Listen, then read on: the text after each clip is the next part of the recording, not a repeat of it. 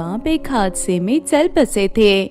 पूजा 18 साल की, दोनों अपनी छोटी सी झोपड़ी में रहती थी और अपना गुजारा करने के लिए दिन भर मेहनत करती थी। पूजा गांव के खेतों में काम करती थी, जबकि राधा घर के काम संभालती और थोड़ा बहुत सिलाई का काम करती थी। दोनों बहनें एक दूसरे का सहारा थी। भले ही उनके पास दौलत नहीं थी, ना दूसरों की मदद करना चाहती थी। राधा अक्सर एक सपना देखती थी, एक दिन उनका अपना बड़ा सा घर होगा जिसमें सुंदर सा किचन हो। वो हमेशा कहती थी, दीदी एक दिन हमारे पास सोने चांदी का जादुई किचन होगा जिससे हम गरीबों की मदद कर सके। अरे छोटी, सपने देखने में क्या जाता है, बस मेहनत करते रहो, एक दिन हमारी भी तकदीर बदलेगी। एक दिन जब दोनों बहनें अपने दिन भर का काम खत्म करके घर लौट रही थी, रास्ते में उन्हें एक बूढ़ी औरत मिली। वो बूढ़ी औरत बहुत थकी हुई थी, उसके कपड़े पुराने और गंदे थे। उस औरत ने कहा, बेटी मैं बहुत थक गई हूँ और भूखी भी हूँ, क्या तुम दोनों मुझे खाने के लिए दे सकती हो? हाँ हाँ दादी माँ, आप हमारे घर चलिए, हम आपको खाना खिलाएंगे।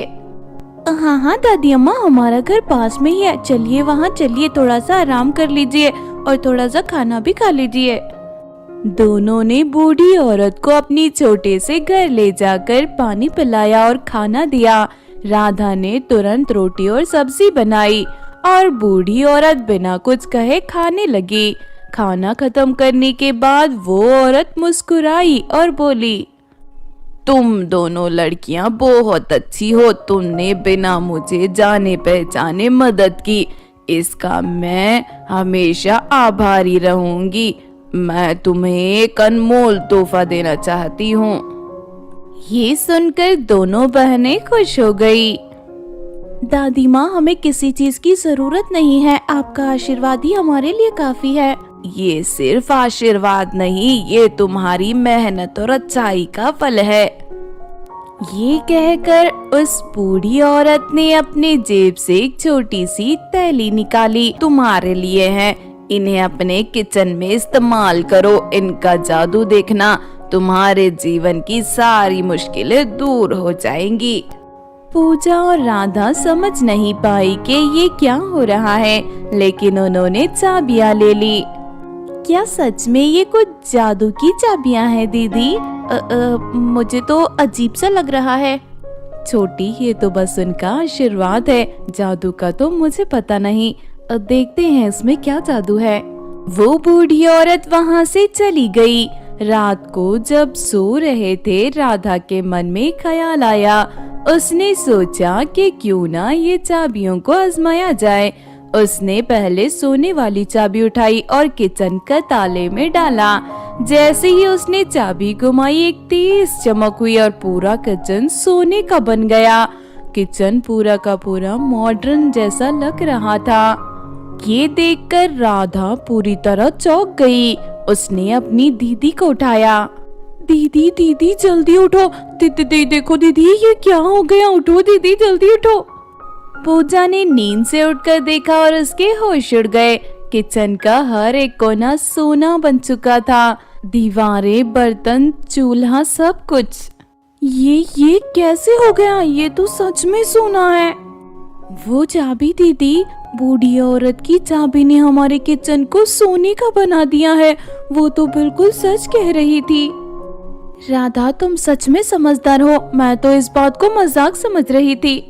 फिर राधा ने चांदी की चाबी उठाई और अपने एक कमरे का ताला खोला। इस बार किचन सब कुछ चांदी का बन गया था। दोनों बहनें खुशी से झूम उठी। गांव के लोगों को ये बात जल्दी पता चल गई और सब लोग उनका किचन देखने आने लगे। जब गांव के लोगों को पता चला कि पूजा और राधा के पास सोने और चांदी का किचन है, तो कुछ लोग उसने बधाई देने लगे, तो कुछ लोगों के मन में जलन पैदा होने लगी। कमला नाम की औरत, जो पहले उन दोनों की मदद करती थी, अब उन दोनों से जलने लगी थी। सोने और चांदी के किचन में जो भी खाना बनाते वो सारा खाना सोने का बन जाता था, जिसे बेचकर दोनों बहनें बहुत ही ज्यादा अमीर हो गई।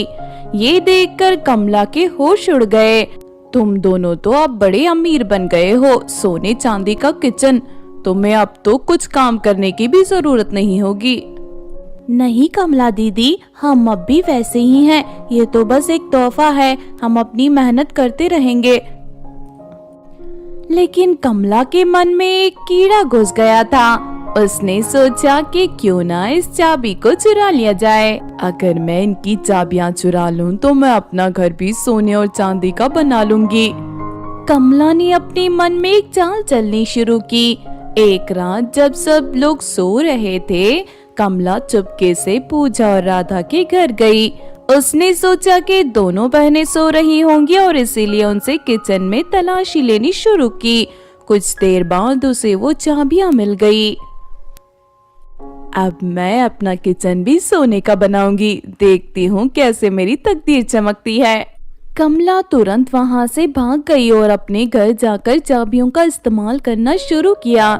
जैसे ही उसने सोने की चाबी अपने किचन के ताले में डाली, किचन तो सोने का बन गया, लेकिन अचानक किचन में आग लग गई।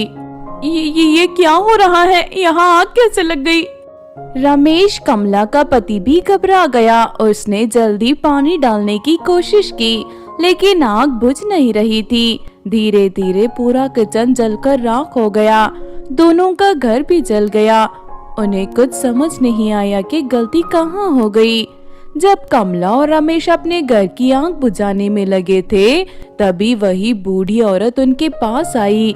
उसने उनकी हालत देखी और कहा, तुमने अपने लालच में आकर गलत काम किया। ये चाबियां सिर्फ उन लोगों के लिए थी जो अपनी दौलत का सही उपयोग करते हैं। तुमने इन्हें गलत तरीके